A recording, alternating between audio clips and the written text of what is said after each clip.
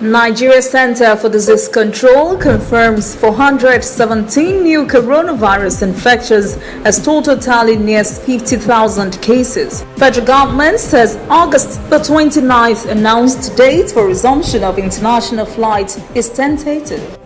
In international news, Japanese ship splits in half after creating huge oil spill environmental mess off the coast of Mauritius. And in sport, Super Eagles legend Mikel Obi returns to England.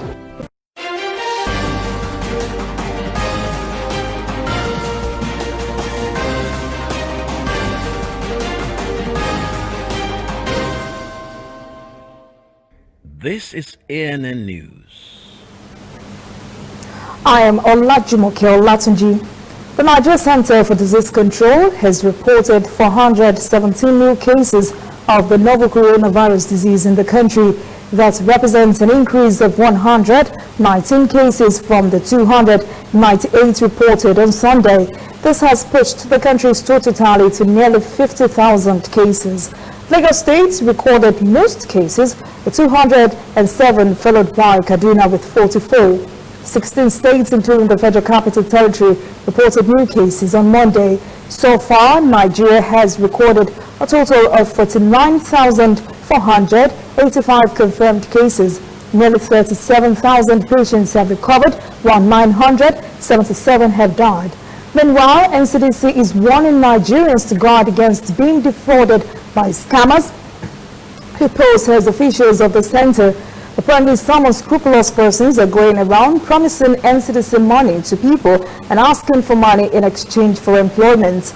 NCDC head of the Departments of Surveillance and Epidemiology said in Abuja during the PTF briefing on Monday the center was investigating the ongoing scams. She vowed that the law will catch up with the culprits. Meanwhile, the Presidential Task Force on COVID-19 says the August the 29th announced date for resumption of international flights is tentative. PTF coordinator Sani Aliyu said during the briefing on Monday that authorities must meet the criteria before international flights can resume. He said the announced date by Aviation Minister Hadi Sirika is for consideration for international flights to resume. Ali said the process to be followed before the resumption of international flights will mirror the one applied before domestic flights resumed. He said the Nnamdi Azikiwe International Airport, Abuja, and the Murtala Mohammed International Airport in Lagos are the two facilities where international air operations will first resume. The PTF coordinator said the airports are at advanced stages of preparedness for the resumption of operations. Disgust has taken over the Nigeria shop owners community in Accra, Ghana, where authorities are now demanding that traders must pay taxes and other fees amounting to $1 million each. That is nearly 400 million naira each. Ghana's Trade Ministry says the payments must be made before any shop will be allowed to reopen. The ministry denied that it had unfairly treated Nigerian traders as it claims it was enforcing the Ghana Investment Promotion Council regulations. Minister of Foreign Affairs Geoffrey Nyama said Nigeria will take up the matter with Ghanaian authorities and may also explore the option of approaching the Economic Community of West African States ECOWAS courts. Towards the end of 2019, many businesses wrote their plans, strategies and goals for 2020 and were ready to execute these plans. But 2020 took a different turn as COVID-19 pandemic brought about new ways of doing things, which is now known as the new normal. Correspondent Kelechi Mekalam reports that businesses are now juggling a balancing act between old and new ways of doing things. Sorting the best quality fabrics. That's the first step to Ifelunwa Odogu's bespoke designs. She, alongside her team, have spent the past 7 years piecing together unique clothing for women. Her business records the most profit during the summer and Christmas holidays. But the onset of the coronavirus pandemic has caused her to scale down operations as low patronage and inflationary pressures adversely affect her output. My business was shut down from March till June 1st when they eased out the lockdown. That was when we reopened. And during that period from June 1st when we opened, it's been a struggle. Things are not how they used to be, because like what we do, most people don't have reasons to make a new dress now. We still make some, but not as much as we used to. The COVID-19 really slowed things down a lot. Now people are looking for food to eat. You're telling them to sew a dress. I wanted to buy cotton hairstay before COVID. The price they gave me, I said, it's too much. I don't want to buy that. How will I sell it? And my customers will complain. By the time after the COVID, wanted to buy again, the price they have added 1,500 on top. So, till now, I've not even bought the cotton hairstay because I don't know how to explain to my customers. More businesses are opening up, though with caution. As government eased lockdown measures, authorities set strict guidelines to avoid the spread of the virus. Business owners have had to adapt to the new normal. We are still doing social distancing. So like here you can see hand sanitizer, where customers come and you have to sanitize your hand. Everybody need to be on face masks. That is some of the distance that everything has not really picked up, but at least as compared to before, we'll have a difference now. Nigeria's economy was expected to grow by 2.1% in 2020, but that was before the collapse in oil prices coupled with the COVID-19 pandemic. Instead, the World Bank projects a 3.2% contraction. Small and medium-scale enterprises make up 96% of businesses in Nigeria. They employ about 84% of the workforce and contribute 48% to the nation's GDP. Now, government is keen on providing the much-needed support for such businesses in order to fast-track economic recovery.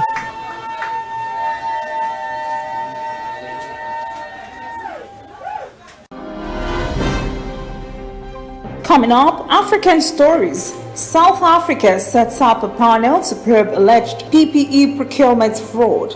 And later, international news. A Japanese ship splits in half after creating huge oil spill environmental mess off the coast of Mauritius.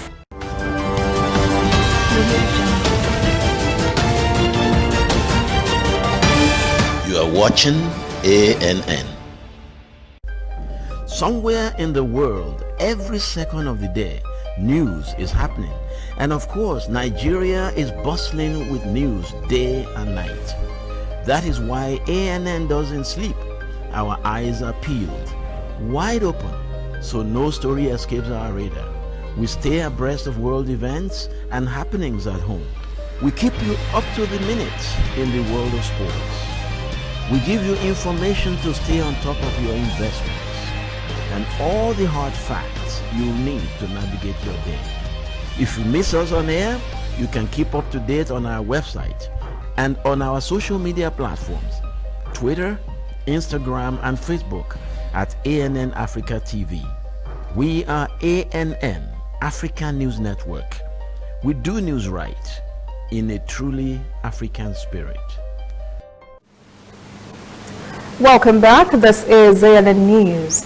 Egypt's private sector economic activity hit a one-year high last month as the economy opened from a months-long coronavirus shutdown.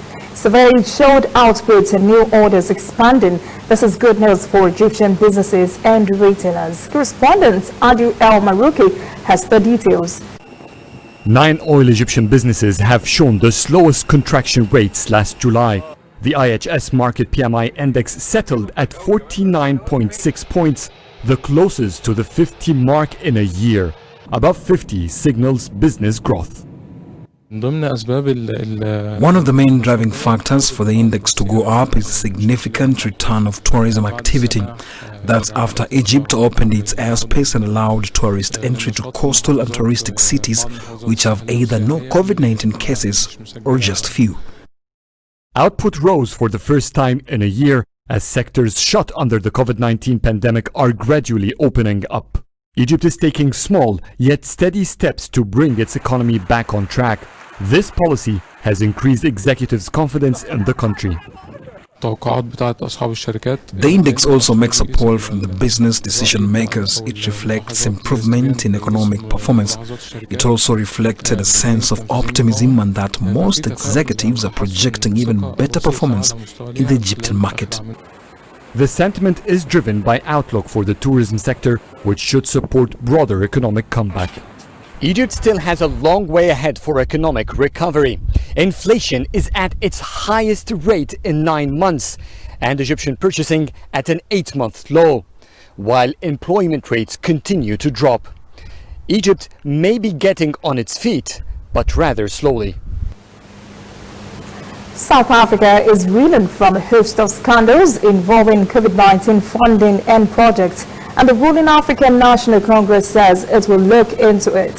One scandal dominating the news now is the alleged COVID-19 PPE procurement fraud. President Cyril Ramaphosa has appointed an inter-ministerial committee to probe the alleged mistakes. Respondent Travis Andrews has the story. Over the last few months, personal protective equipment has played a critical role in keeping frontline healthcare workers safe while dealing with COVID-19. But the procurement of PPEs such as masks, gloves and sanitizing equipment is now part of an investigation into the multi-million-dollar procurement process. Now an interministerial committee is looking into the matter. When it came to the mobilization of funds to deal with a national disaster, government was sitting on a significant corruption vulnerability, and when it was clear that additional measures hadn't been put in place to deal with the potential corruption risk that came along with this mobilization of funds. So when we see the president taking action now, such as issuing a proclamation for the Special Investigating Unit to investigate, and then establishing the ministerial committee, and the strong anti-corruption statements that he's made, we welcome that. We welcome that level of engagement and the recognition of the problem. The accusations of PPE fraud are being leveled at a number of people. From some companies that got government contracts of amounts that vary from a few $100,000 to over $7 million. It's extremely broad, that it would cover, probably there would be incidents in every provincial health department and in municipalities around the country. All government departments are expected to cooperate with the probe and provide a list of all contracts and names of companies involved in the tenders. The government's bid to restore public confidence in its COVID-19 national disaster response not only falls to the ministerial committee, but to law enforcement agencies. We'll have to work quick to get to the bottom of this. When it comes to investigating and prosecuting corruption, what's critical is that it be done by some kind of an independent body that's mandated to do that with the capacity to do it as well. So if you look at the police and you look at the National Prosecuting Authority, there's meant to be independence embedded into these organizations such that they execute their mandate without fear, favor, or prejudice. For now, the net is closing in on those who may have been unduly given the procurement contracts. And any new PPE tenders being awarded are now being scrutinized with a fine-tooth comb.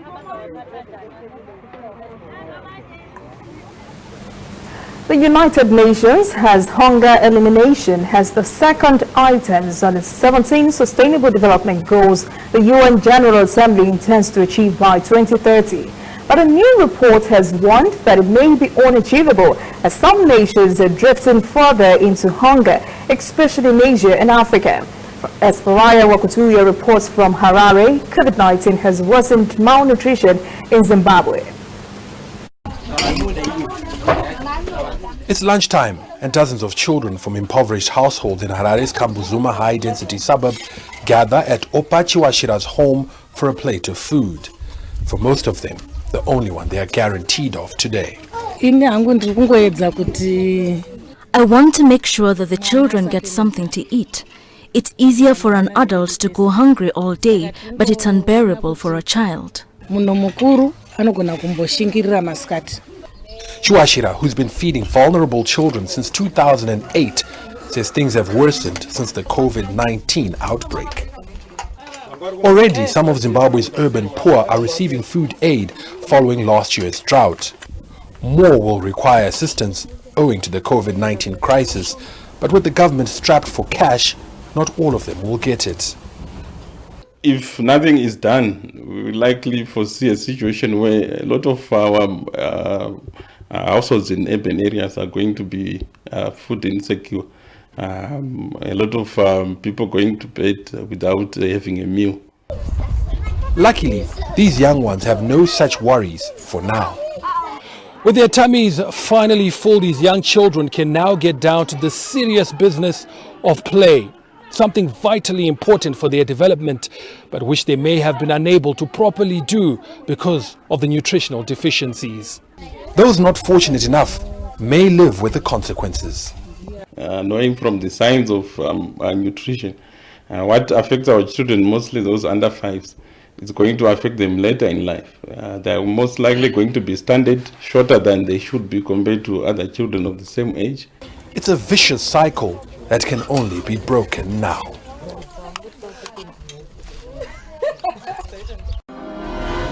When we return, international news.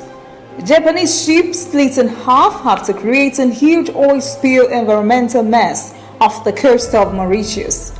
And later, sport. Super Eagles legend Mikel Obi returns to England.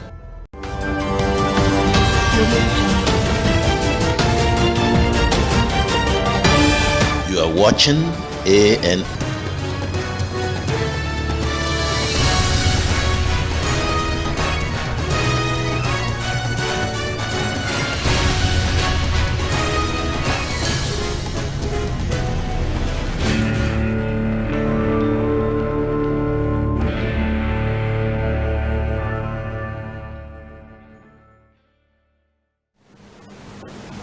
Welcome back. This is ANN News. Brazil's COVID-19 deaths have steadily increased over the last few weeks, and now the country is at a point where it has recorded 684 deaths in one day.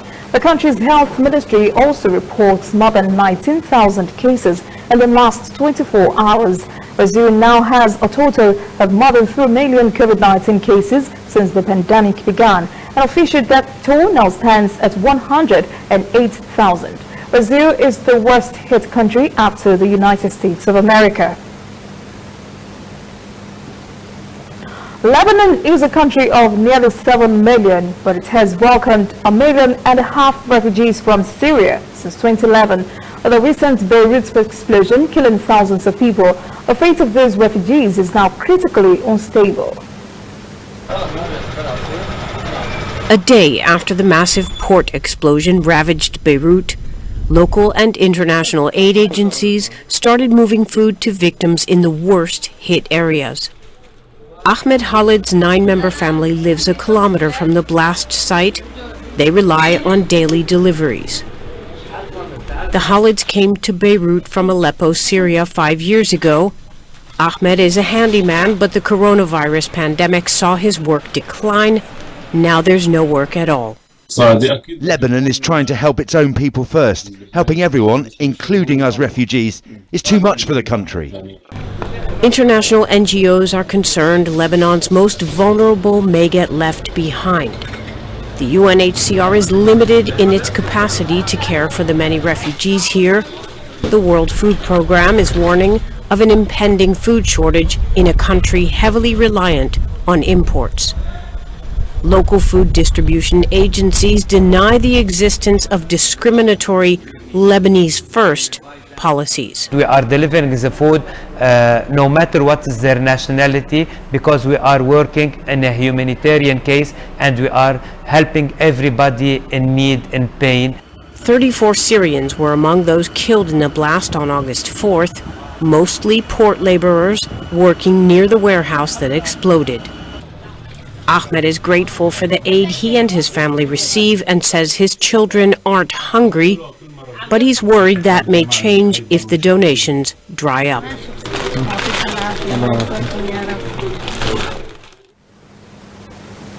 The Japanese cargo ship that ran aground late last month and spilled tons of oil off the coast of Mauritius has split into two on Saturday.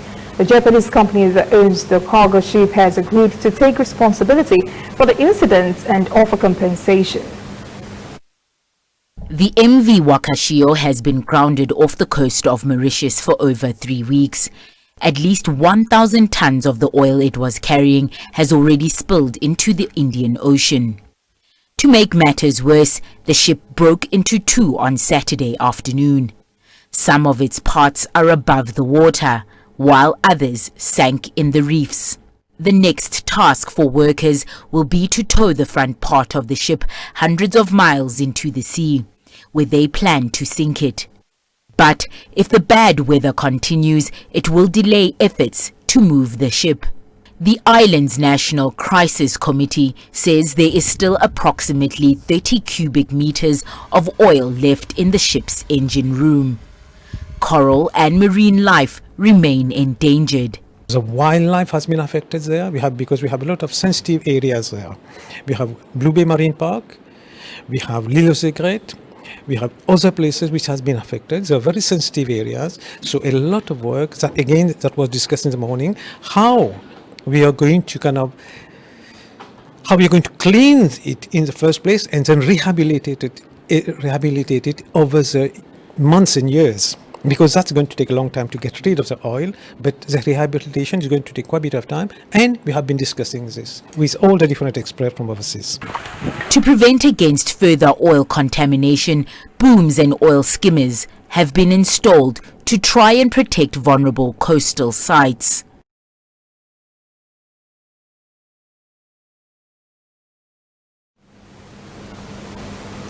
It took years of negotiations, but the new North American Free Trade Deal is now partially on hold as the United States, Canada and Mexico leaders deal with the COVID-19 pandemic. There are resolutions and two sticking points: paths to lower drug prices and ways to enforce labor standards. Correspondent Alistair Bavistock has that story. When the United States, Mexico and Canada completed negotiations for their new regional free trade agreement in September 2018, Ernesto Llamas from northern Mexico began building. He invested $15 million in a new industrial park and completed the first factory structure in January of this year. Everything was looking perfect as the new deal, the USMCA, drew closer to reality. Unfortunately, just as we had a contract ready to be signed with an investor in March, the global pandemic hit us terribly, and our investment has been stopped as a result. This space has been sitting in this condition for the past 8 months. Ernesto isn't the only businessman to be affected by the economic uncertainty. The free trade deal itself was pushed back a month to July, but now that it's in effect, he's still struggling to rent the 10,000 square meters of unoccupied factory floor. Here in Monterrey, the authorities are doing all they can to keep the economy moving. Monterrey, one of Mexico's largest cities, has become a COVID-19 hotspot, giving rise to drive-through testing facilities like this one. Yet this industrial hub is also a key player in international trade, now guided by the new North American Free Trade Pact, which took effect in July. Hitting the ground running in this new trade era has become nearly impossible. Samuel Peña is a local consultant and former state business secretary who says when it comes to COVID-19 and free trade, patience is key. The COVID pandemic has left us in a wait-and-see situation when it comes to international business. China, Europe and the US are waiting to see how the USMCA pans out. We have to remember that this pandemic is a global problem and that other countries are suffering economic slowdowns at the same time.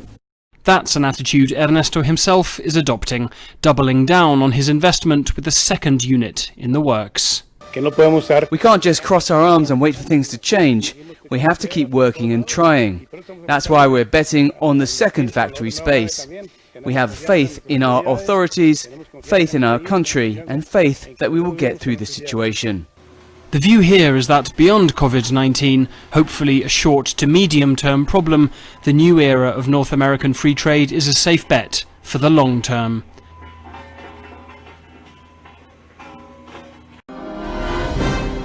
Up next, sports. Super Eagles legend Mikel Obi returns to England. Please stay with us.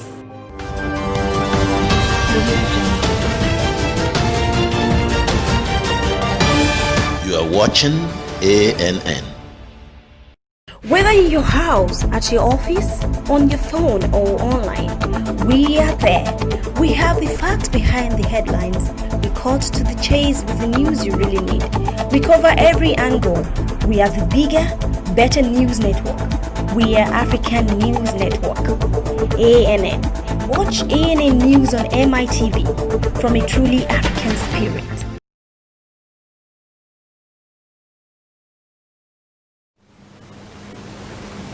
Welcome back. This is ANN News. In sport, President of the Athletics Federation of Nigeria, Ibrahim Guze, has refused his dismissal as chairman of Zamfara State Athletics Association. Zamfara State Director of Sports Development, Ezekiah Shanil, announced Guze's removal on Monday. Shanil says Guze was removed after extensive deliberations by the association's management and stakeholders. Stoke City have confirmed the signing of former Chelsea midfielder John Obi Mikel on a short-term deal. The Nigeria star joined the club after leaving Turkish Super League club Trabzonspor during the coronavirus crisis in March. Mikel is set for his second adventure in the championship with Stoke City, having previously played for Middlesbrough in the second half of the 2018-2019 season. His Stoke City's fourth summer signing ahead of the new season after Morgan Fox, James Chester and Stephen Fletcher. 33-year-old will be retired from international duty a year ago after playing 91 matches for the Super Eagles and scoring 6 goals before calling up his time in the national team. That is ANN News this evening. Thank you for joining us. For details on these and other breaking stories, visit our website, annafrica.news. Conversation continues on our social media platforms, Twitter, Instagram, and Facebook at ANN Africa TV. I am Olajumoke Olatunji. Have a pleasant evening.